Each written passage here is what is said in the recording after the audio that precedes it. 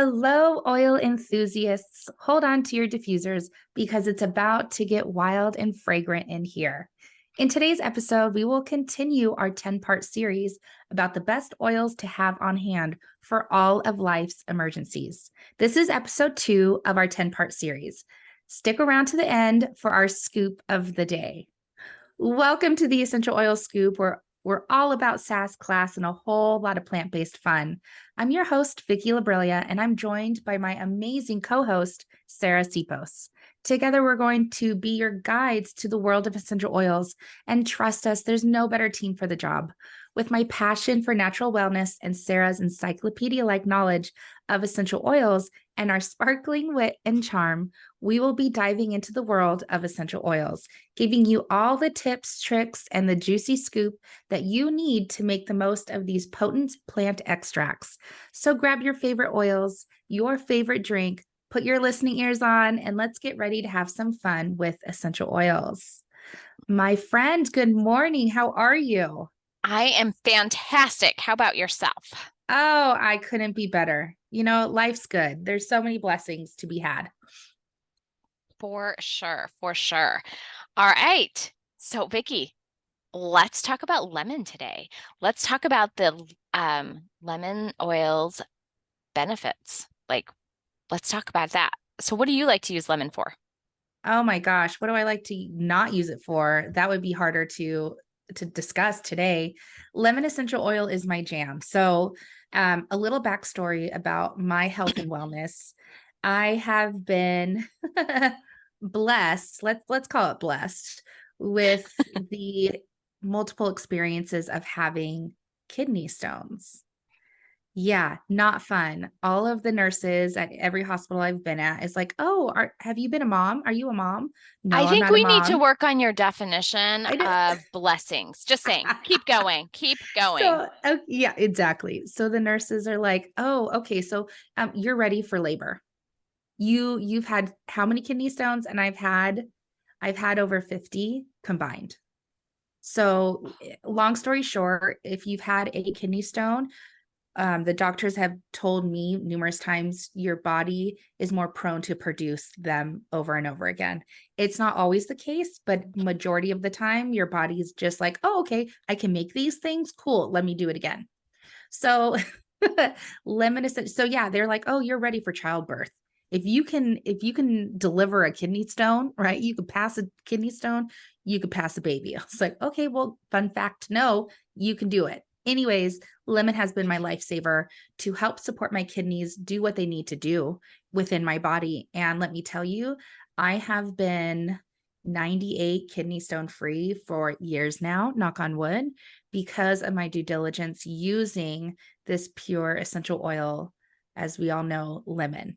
It is that powerful when we incorporate it into our lives daily. It can be, right? So, I mean, there's a slew of reasons why I would recommend lemon, but for me, that was my gateway oil that started my whole journey with this um, with essential oils, with lemon specifically. Now, Sarah, I want you to talk about lemon and then I'll chime back in because you have some great tips. You have some great information to share with everyone regarding lemon essential oil. Oh, well, thanks. First of all, let's talk about where it's sourced. It's sourced in Italy. Um, so And it, Brazil. And yes. Brazil. And it has the main constituents. It's cold press. Um, it's a cold press oil, meaning Correct. it's not steam distilled to extract the oils. So, and you see that when you zest a lemon, right? You see it come out into the air, you feel it on your fingers. If anytime Yes. that is the essential oil right there. So it does not go through a steam distillation process or anything like that. It goes through a cold press process. And the main constituents are limonene and bee pinene and terp terp terpinene. Um, and it's got some really great properties of being antiseptic. It's a diuretic, it's antioxidant, antibacterial, a detoxifier, a disinfectant, astringent, and a degreaser. So it has a lot of great properties just right there. Like we could stop right there and not talk about anything else and just that's the great properties, right? But it does Yes. so much more. It's so great. Especially when you're having focus issues like brain fog or just kind of just that can't really like just you know what I'm talking about when you're just going, I'm having a hard time focusing, I'm having a hard time concentrating, your mind is kind of wandering. Um, Girl, so post 2020, who do we not know that doesn't have any brain fog? right, Let's be real, right? right. We could So all use it to help support our brain function and focus. this is actually something we use a lot of with my kids in homework. We would diffuse a lot of lemon and peppermint together to help them to keep focused on their homework so their minds weren't just wandering all over the place. So that was one of our homework diffuser during homework time. But it's also really great for oily skin and helping to kind of keep that skin. As I said, it's kind of an astringent. So if you have super oily skin, growing up, I had very combination skin. I was super dry in certain places and super oily. My skin just could not get it together on my face. Like I would just, and I would have to use like an astringent on my super oily parts, and I would have to use moisturizer. And I was like, I wonder if I could just get the oil like on my fingers from this part of my head and bring it down to this part of my face to get it to like even out my skin. But my skin just could not get it together for evenness when it came to super, super dry and super, super oily. So you're Um, talking about your T zone. So, we can't, this isn't see a vision right now. I'm like pointing, huh? Sarah's using her fingers to tell you where she was wanting to apply it on her face. So Her my T T-zone zone, my friend. was super oily and my cheekbones into my sinus area super dry. Like even Mhm. to this day, I have really, really dry skin right under my eyes and on my cheeks. It's just very Mhm. dry. Um, my T-zone is kind of flattened out and is now just like the right combination. But um, using lemon oil as in a mist or bottle helps with that stress to be an astringent for those oily areas. So that's and for your scalp. If you have really oily hair, that's a problem. Just you can put that in a little mister bottle with some distilled water, and you can mist that into your hair as a leave-in conditioner to kind of help with that, or you can use it in your shampoo as you're washing your hair.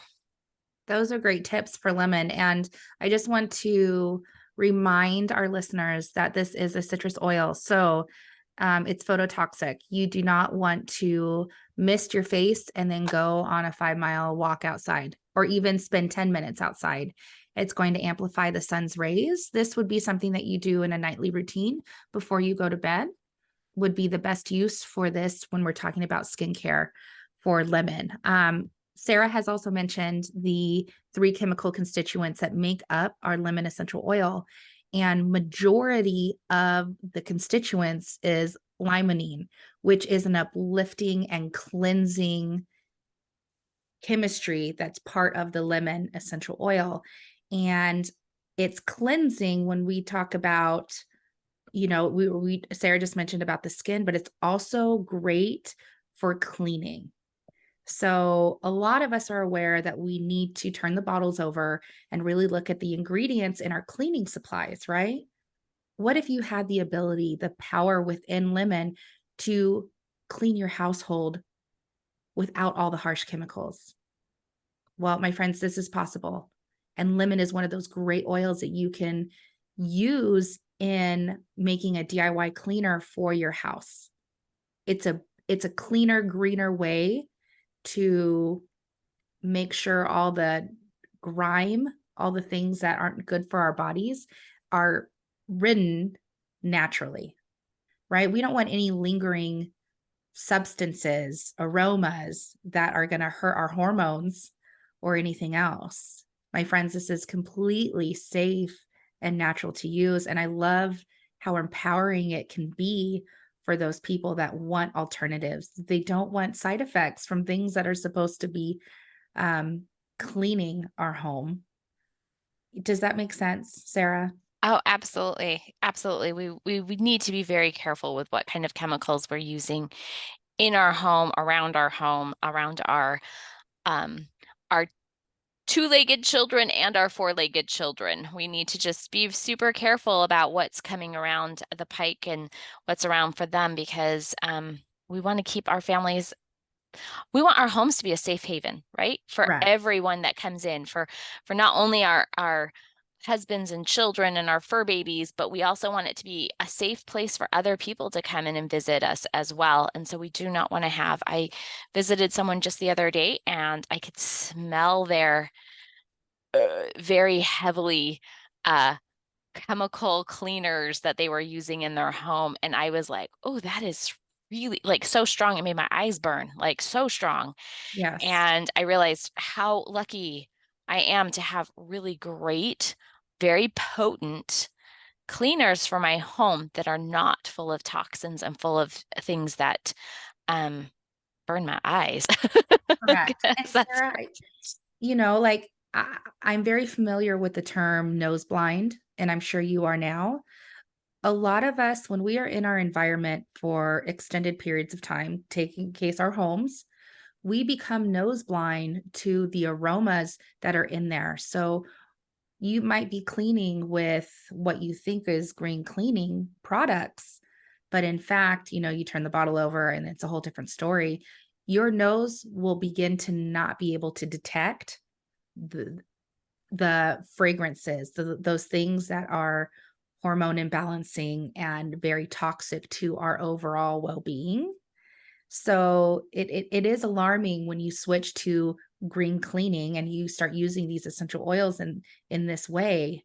It is night and day. And when you maybe okay, so let me be real with you. When I was in transition to using essential oils for cleaning my home and I still had the OTC products that I was cleaning my home, I was trying to use them up because I hate wasting.